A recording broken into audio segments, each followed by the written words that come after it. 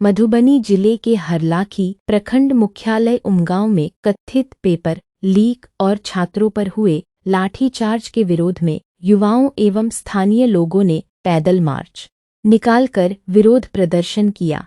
प्रदर्शन के दौरान केंद्रीय शिक्षा मंत्री धर्मेंद्र प्रधान का पुतला दहन कर केंद्र सरकार के खिलाफ जमकर नारेबाजी की गई।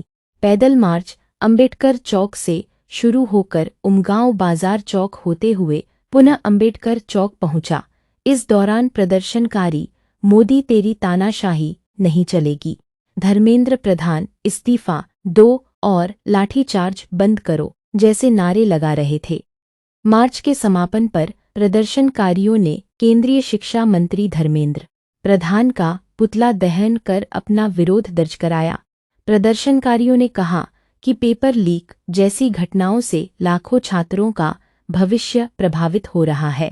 ऐसे मामलों में निष्पक्ष जांच कर दोषियों के खिलाफ कड़ी कार्रवाई की जानी चाहिए। साथ ही छात्रों के आंदोलनों के दौरान बल प्रयोग और लाठीचार्ज की घटनाओं की भी निष्पक्ष जांच की मांग की गई।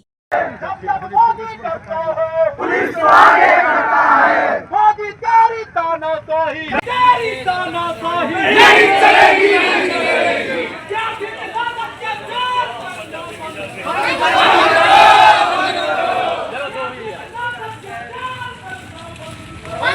जारी रहेगा। देखिए, ये प्रोटेस्ट कोई पॉलिटिकल नहीं था।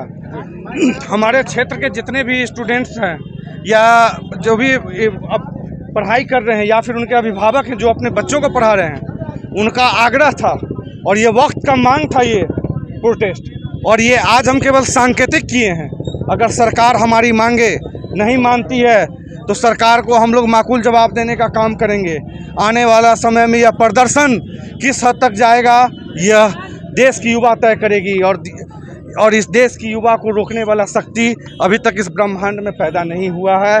तो यह युवा साथी जब भी हमको पक्ष के नेताओं का मानना है कि इस पे जो है विपक्ष दल राजनीति कर रही है, आपका क्या मानना है?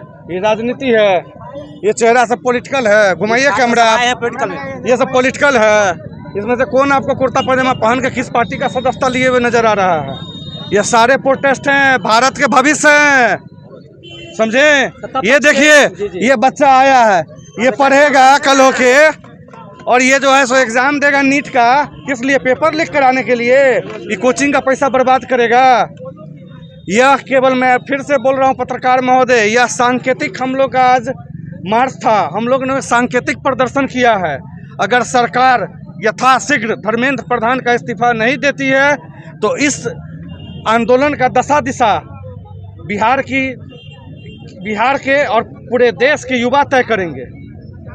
सत्ता पक्ष के मंत्रियों का मानना है कि यहाँ पे जो भी देखिए भैया कर रहे हैं ये आतंकवादी हैं, उग्रवादी हैं और ये उग्रता फैला रहे हैं। हम जाहिल लोगों का बात नहीं करते हैं।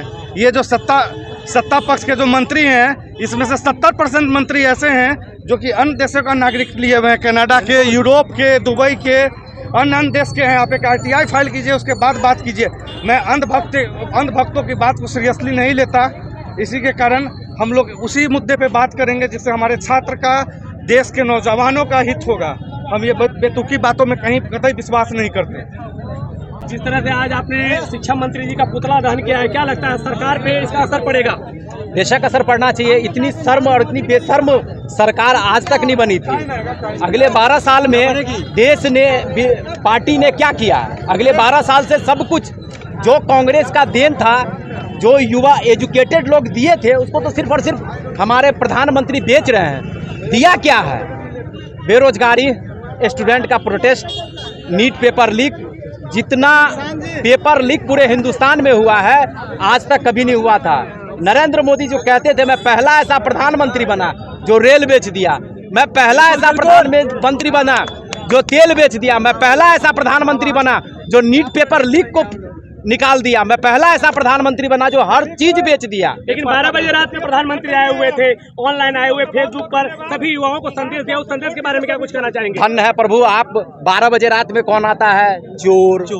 12 बजे रात में कौन आता है? चोर।